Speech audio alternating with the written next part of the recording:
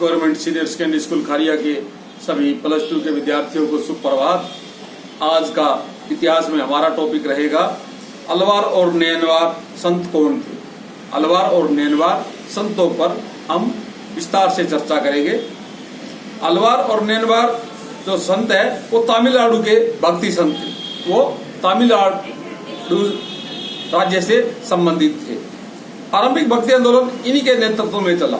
आरंभिक जो भक्ति आंदोलन है वो इन्हीं के नेतृत्व में, यानी कि अलवार और नैनवार भक्ति संतों के नेतृत्व में चला। अलवार कौन से थे? तो विष्णु तथा नैनवार शिव के भगत थे।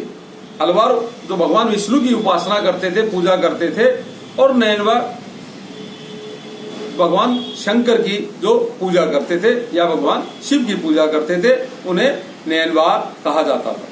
वे स्थान स्थान पर भ्रमण करते थे, जो अपने उस भक्ति का प्रचार और प्रसार के लिए वो स्थान स्थान का भ्रमण यानी घूमते थे।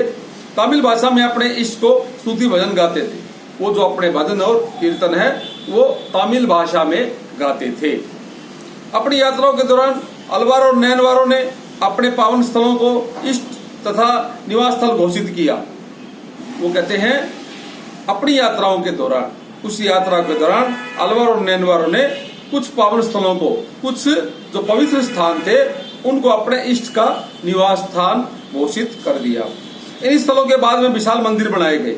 इन्हीं स्थानों को बाद में भव्य यानी विशाल मंदिरों को बनाया गया इन्हीं स्थानों पर, और तीर्थ स्थल बन गए, क्योंकि जहाँ पर जो ज्यादा लोग इकट्ठे होते हैं तो उसको तीर्थ का रूप दे दिया जाता है, यानी कि वो बाद में आगे चल करके तीर्थ स्थल बन गए। इन मंदिरों में संत कवियों के भजनों के अनुष्ठानों के समय गाया जाता था। इन जो मंदिर थे या ये तीर्थ स्थल थे, इनमें उनके भजन गाए जाते थे। साथ ही संतों की प्रतिमा की पूजा की जाती थी। उन संतों की पूजा की जाती थी और उनकी प्रतिमा उस मंदिर में लगी होती थी। कुछ इतिहासकार तो मानते हैं कि अलवार और नैनवार संतों ने जाति प्रथा तथा ब्राह्मणों के प्रभुत्व के विरुद्ध भी आवाज उठाई। यानी अलवार और नैनवार संतों ने ब्राह्मणों के प्रभुत्व और जाति प्रथा के विरुद्ध भी आवाज उठाई। कुछ समय तक यह बात सत्य प्रतीत होती है।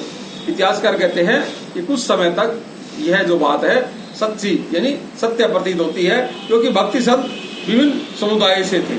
जो भक्ति काल के संत है वो अलग अलग जाति धर्म से बिलोंग करते थे, तो इसलिए इतिहासकार मानते हैं कि उन्होंने जाति प्रथा का खंडन किया होगा। जैसे ब्राह्मण, शिल्पकार, किसान आदि, ये जो संत थे वो ब्राह्मण थे, कुछ शिल्पकार थे, कुछ किसान थे। अलवार और नैनवार संतों की रचनाओं में वेदों के समान महत्वपूर्ण बताकर इनको सम्मानित किया गया। अलवार और नैनवार संतों ने जो अपनी रचनाएं जो उन्होंने लिखा, तो उनका महत्व वेदों के समान किया, बताया। ये जो भारतीय सनातन धर्म के जो 4 वेद हैं, उन वेदों के समान ही अलवार और नैनवार जो संतों ने जिन की रचना की, जिन ग्रंथों को लिखा, उनको उन वेदों के समान ही पवित्र और महत्वपूर्ण बताया। धन्यवाद।